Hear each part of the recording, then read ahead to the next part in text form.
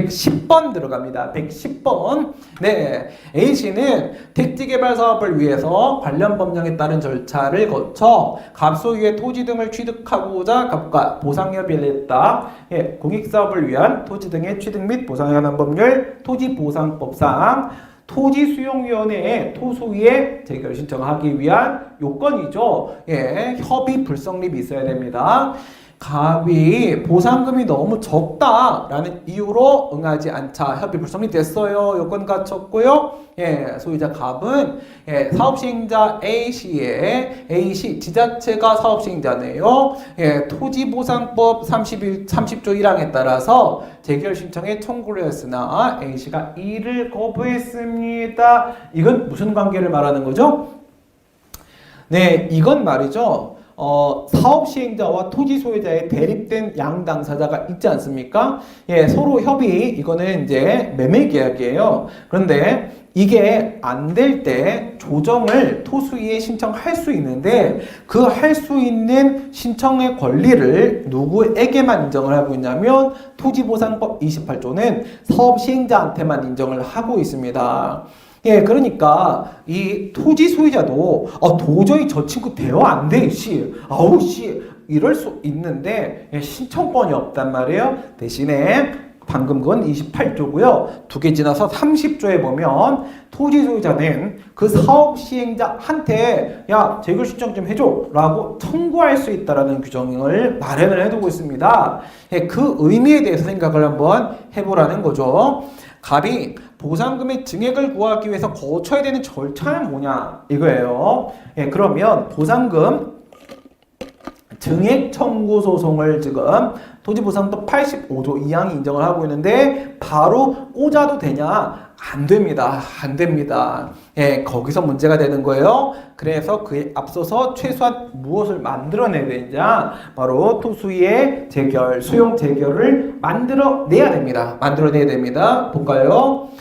토지보상법 토수의 수용재결 절차 안 거치고는 바로 보상금 증액 청구라는 게 허용이 안 된다. 이게 전치 절차예요. 그래서 바로 제기하면 각하시키거든요, 판례가. 따라서 보상금 증액 청구에 앞서 수용재결을 거쳐야 되는데 우선 협의 불성립할 때 수용재결 신청할 수는 있어. 할 수는 있는데 누가 하냐? 사업시행자만 가능하다 이겁니다. 만. 그렇다면 지금처럼 이 토지 소유자의 구제 절차는 어떨 건가? 28조였다면 30조에 가니까 토지 소유자는 사업 시행자한테 재결 신청을 할 수 있다는 권리, 재결 신청 청구권을 절차적 권리로 이렇게 인정을 해놓고 있는데 사업 시행자 쪽뿐만 아니라 얘도 뭐 사업 빨리 하려면 뭐 마음이 급하겠지. 하지만 토지 소유자도 아유 맨날 얘랑 그 얘기하는 거 지쳐. 예, 누군가 제3자가 빨리 정리해줬으면 좋겠어. 이럴 수 있잖아요.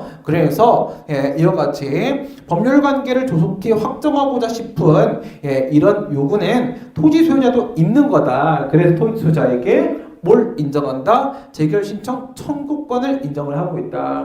그런데 재결 신청 청구를 하니까 사업시행자가 나는 지자체야. 나는 GS 건설이야. 이러면서 난 급할 게 없지. 널 좀 더 괴롭힐 때야. 이러면 안 될 거 아니겠습니까? 그래서 이 권리가 제대로 실현되게 하려면 거부를 처분으로 봐야 된다는 게 판례입니다. 그래서 예, 이 신청은 처분이 아니지만 청구는 처분이 아니지만 재결 신청 청구에 대한 거부는 예외적으로 처분으로 인정을 한다. 그럼 어떻게 된다? 이 거부에 대해서 소송을 제기된다라는 얘기예요. 정리 뭐라고요?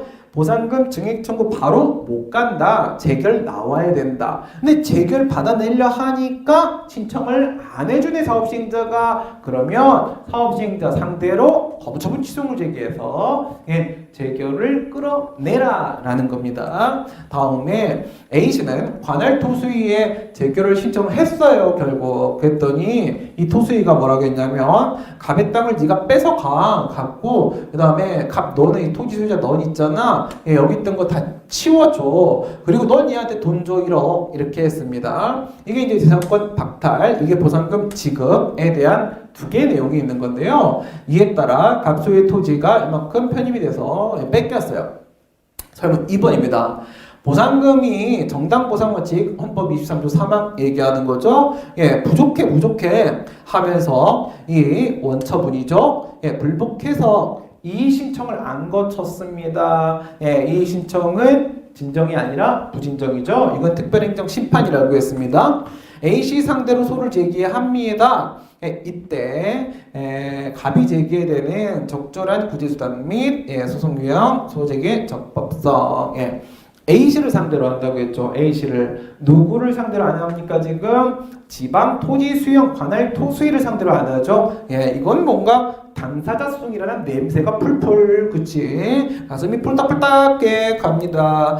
당사자 소송.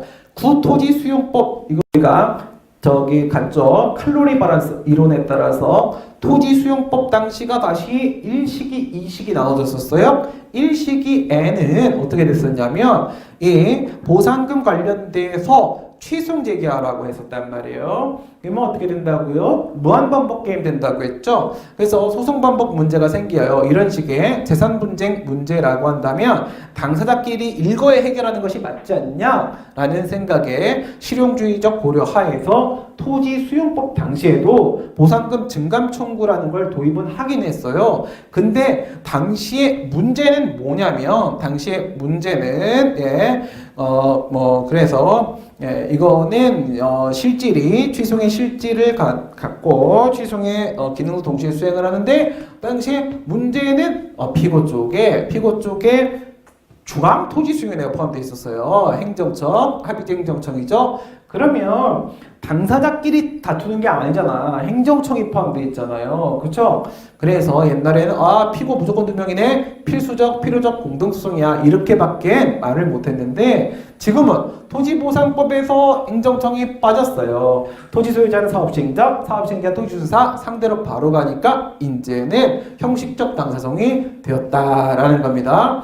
그리고 과거에는 재결주의 규정이 있었어요. 토지수용법에 재결주의는 필연적으로 전치주의죠. 그런데 지금은 이게 폐지됐고 그렇다고 필요적 전시일처 규정을 두고 있는 것도 아니어서 이제는 아예 임의주의로 바뀌었습니다. 정리해볼까요? 무슨 소송을 제기해야 된다고요? 취소 소송이 아니라 보상금 증액 청구를 제기해야 된다. 그 다음에 성격은 뭐냐고요? 이제는 확실히 형식적 당사자 중이다. 소는 적법하냐고요? 예전에는 이의신청 행정심판을 거쳐야만 했지만 지금 안 거쳐되기 때문에 그러면 소재기가 적법하다 이렇게 되는 거죠. 그 다음에 설문 3번입니다. 요거는 2018년도 판례예요. 특이한 접근이죠. 특이하다기보다 처음 보는 접근입니다. 만약 사업시행자 A씨는 보상 항목의 일리에 대해서 누구죠? 사업시행자 얘는 감액 청구송을 제기하겠죠. 보상금을 낮추고 싶을 거예요. 감액 청구를 적법하게 제기했어요. 적법하게 제기했다는 것은요. 현재 이의제결 안 거쳤잖아요. 그러면 수용제결 나왔을 때부터 90일입니다. 90일. 90일 준수했습니다. 요번에 7월 달에 이게 원래 30일에서 60일이었는데 지금은 60일에서 90일로 바뀌었습니다. 문제 나오면 60에 90입니다. 60에 90. 수용재결서를 받은 날부터 이미 90일이 지난 거예요. 토지 소유자는. 근데 얘는 보상 항목의 2, 3 부분에 대해서 불만이 있습니다. 그러면 보상 항목의 문제는 보상 단위입니다. 보상 단위. 세금 부과할 때 과세 표준 같은 거예요. 땅 가격 매길 때 필지 같은 거예요. 이건 뭐예요? 보상 단위인데 3개 있다고 쳐봐. 1, 2, 3가 있어. 1, 2, 3인데 사업시행자는 1하고 2가 너무 많아. 너무 높아. 이렇게 봐. 그 다음에 토지 소유자는 2하고 3가 너무 낮아. 이렇게 봅니다. 그러면 겹치는 게 2예요. 볼까요? 재산권 박탈을 다투기 위한 소취소송을 제기하는 경우뿐만 아니라 보상금 증액을 구하기 위해 이렇게 당사자 소송을 제기하는 경우에도 이의 신청을 거친 경우에는 뭐라고요? 취소송에만 재소기한이 있는 게 아니다. 이 보상금 증감 청구송에도 재소기한 제한이 있습니다. 당사자송은 개별법에서 재소송 규정 두면 불변기간이라고 되어 있죠. 네, 그래요. 여기는 뭐라고 되어 있냐? 이 신청을 거쳤으면 60일, 거치지 않고 바로 올 땐 90일이라고 되어 있어요. 90일 재소기한이 있다 기억해 놓으시고, 그 다음에 보상금에 불복할 때 토지 소유자 사업자인 양쪽 증액감액 이렇게 할 수 있는데, 일부 보상 항목 내가 불복이 있는 부분에 대해서만 소재기할 수 있고요. 당연히 처분권주의상 주장하는 부분에 대해서만 심판을 하게 될 겁니다. 그런데 문제는 이거죠. 재판의 대상이 된 보상 항목에 있어서 피고 쪽도 당연히 뭐예요? 공격 방어할 수 있겠죠. 공격 방어. 그래서 피고 측에서 반대 주장 나올 수도 있다는 겁니다. 내가 굳이 따로 소재기 안 해도 된다는 거예요. 똑같은 부분에 저쪽에서 불만을 갖고 있으면 이쪽에서 이미 들어온 싸움 안에서 하면 되는 거지 내가 따로 싸움 걸 필요 없다 이거죠. 제가 먼저 싸움 걸었잖아. 그쵸? 내가 지금 피고잖아 내가. 네, 이런 구도를 조심하셔야 되는 겁니다. 이거를 이제 짚고 들어갔던 판례인데, 사업시행자가 재소기간 내에 감액 청구 들어갔죠? 감액을 들어갔어요. 그러면 이제 적법하게 소정이 된 거잖아. 그죠? 상대방 피고인 토지 소유자는 이미 재소기간 지나갔고 증액 청구하고 싶어도 못하는 상황이야. 이때 사업시행자가 다툼의 대상으로 삼은 보상 항목에 대해서는 반대쪽 피고니까 얘는 법원에 증액 청구를 할 수가 있단 말이죠. 증액 청구를. 근데 사업시행자가 1, 2에 대해서 감액 청구를 해뒀단 말이지. 그러면 이미 재소기한 도가 된 상황에서 토지 소유자는 보상 항목 3부분은 증액을 못 구하겠지만 이 소송 절차 안에서 보상 항목 2부분에 대해서는 증액 주장하면서 올릴 수도 있다는 겁니다. 겹친 부분은 따로 소재기 안 해도 재소기한 도가 돼도 내 주장을 그 소송 절차에서 실현시킬 수